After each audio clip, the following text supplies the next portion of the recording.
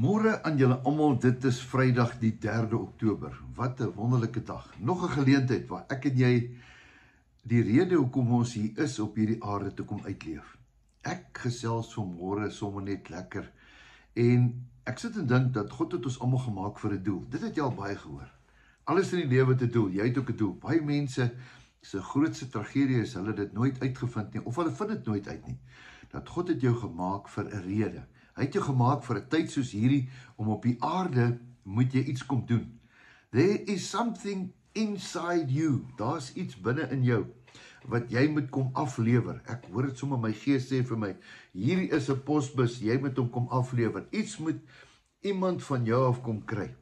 Anders bestaan jy net. Baie mense leef net, hulle bestaan net, maar hulle weet nooit wat is hulle doel nie. Nou, as ek dit sê vanmôre, dan sê ek dit want elke ding op aarde het 'n doel. Ek het hier voor my, het ek sleutels. Dis nou hierdie klop sleutels vir my. Kom kyk, hier's nou klop hierso. Sommige 3 remotes van hulle. Alles het 'n doel. Elke remote druk jy 'n knop en dan gaan 'n deur oop.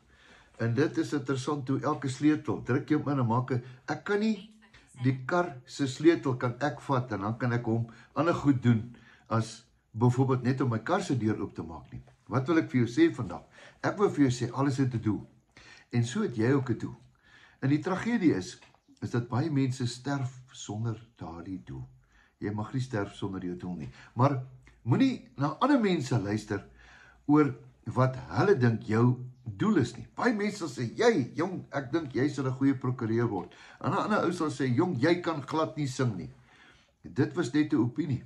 Ja, ons almal word gevorm deur opinies. Ons almal word slawe van ander mense se denke en ander mense se woorde. Baie van ons het nooit geword wat God wou gehad het jy moes wees, omdat jy na ander mense geluister het. En miskien het 'n juffrou vir jou gesê jy's dom. Miskien het jou ouma vir jou gesê jy's onnoosel. Miskien het jou pa vir jou gesê jy gaan nêrens kom nie. Miskien op daai tyd in jou lewe het jy dalk nie goed wiskunde gedoen of jy het nie goed genoeg gehardloop nie. Maar daar's iets in jou. Môre wil ek vir jou iets sê. Daar's iets in jou. Verskoning. Daar's iets baie spesiaal in jou. Nou wat is in jou? Christus is in jou. Hy wat jou gemaak het van die begin af. God die Vader, God die Seun, God die Heilige Gees, van die begin af, voordat jy op die aarde was jy al reeds by hom. Hy sê, ek het jou geken voordat jy in die skoot van jou moeder was, Psalm 139. So dan moet iets baie meer groter in jou wees as wat die mense dink. Jy is ook nie hoe jy lyk nie. Ja, jy lyk maar soos jy is, jy het 'n neus en ore, miskien 'n bietjie bakore, miskien 'n bietjie 'n kaal kop, maar dit is hoe die Here jou gemaak het. Jy's anders as ek. Ons vingerafdrukke verskil. Wat wil ek vanmôre vir jou sê? Jou identiteit word nie bepaal deur jou opinies, ander mense se opinies en die hele wêreld se opinies nie. Jou identiteit moet jy gaan kry by die een wat jou gemaak het. Waar kry jy dit? By die woord. Jy moet dit by die woord kry. As jy uitvind wie jy is, jy's 'n koningskind. Jy is gemaak in God se beeld. Jy's gemaak vir 'n spesifieke plan, vir sy rede. Ek is nie gemaak vir my rede nie, want ek het nie myself gemaak nie. Ek is gemaak vir sy rede. Daai boek wat ek gelees het, It's Not About You. The Reason Why You Live is All About Him. In die dag, as jy dit uitvind, dan kry jy vrede. Nou, nie almal kan preek nie, nie almal kan sing nie, nie almal kan gitaar speel nie, nie almal kan, daar's so baie goed wat almal kan doen, maar daar's iets wat jy kan doen en moet doen. En baie keer die tragedie is, as ons onvervuld is, dan maak ons ander mense seer. Is dit nie so nie? Ja, ek maak nou seer, né?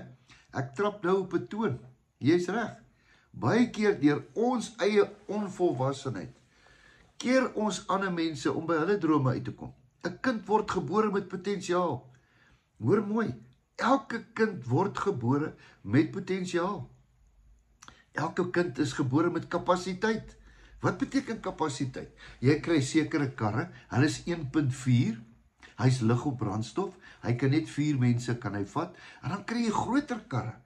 Hulle is double cabs, hulle is groter karre, 3 liters in, hulle kan karavane sleep. Moenie my vra, wie is jy nie? Gaan vra vir die Here, wie is jy? Elkeen van ons het 'n doel.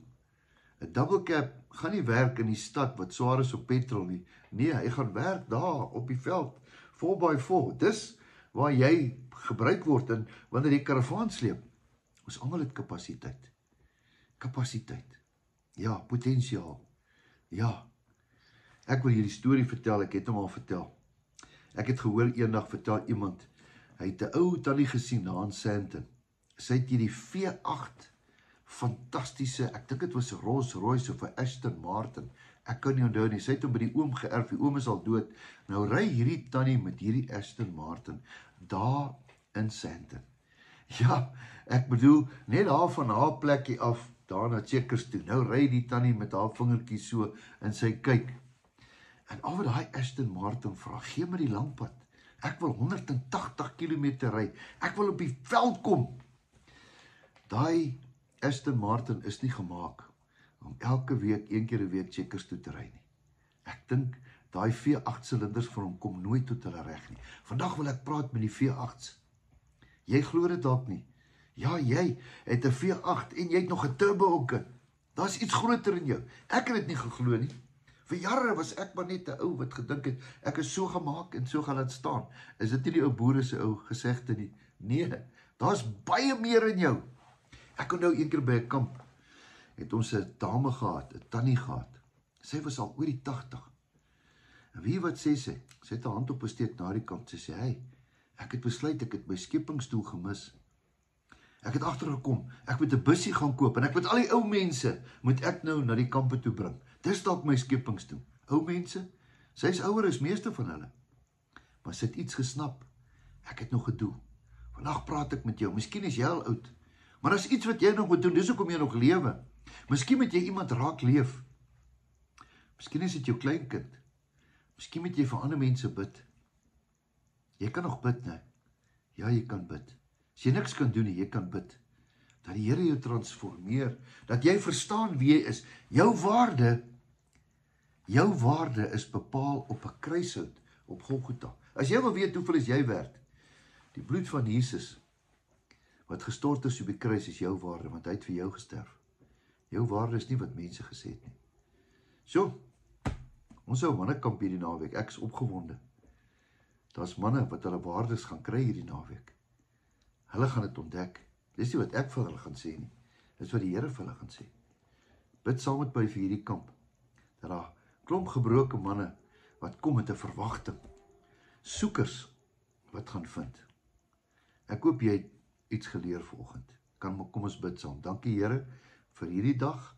Dankie vir nog 'n geleentheid. Here, ons waarde is bepaal voordat ons gebore is. U het ons geken voordat ons in ons moeder skoot was. Dankie dat ons vanmôre kan besef, ons het nog iets oor om te doen. Miskien is nog ons kinders. Miskien moet ons kinders raak leef, nie raak trap nie. Miskien moet ons iemand daar buite vandag gaan raak leef. Hoe weet ons, Here? Ek is dalk die laaste Jesus wat iemand ooit kan sien. Laat ons so leef, dat U vanaand op ons trots kan wees, wat ons vandag gedoen het. Ons loof en prys U naam. Amen. Sommige 'n lekker motiveringstoespraakie, en ek het nie eens die Bybel opgemaak nie, maar hy is hier by my, ek wou nog hom lees, maar ek het sommer so uit die hart uit gepraat. Onthou jou beste lê voor, wonderlike naweek vir jou. Sondag gaan ek ongelukkig nie boodskap kan hou nie, want ons het 'n mannekamp daar aan die ander kant op Mabula. Ek sien baie uit daarna, en bid vir ons. Jou beste is nog steeds op pad. Totsiens.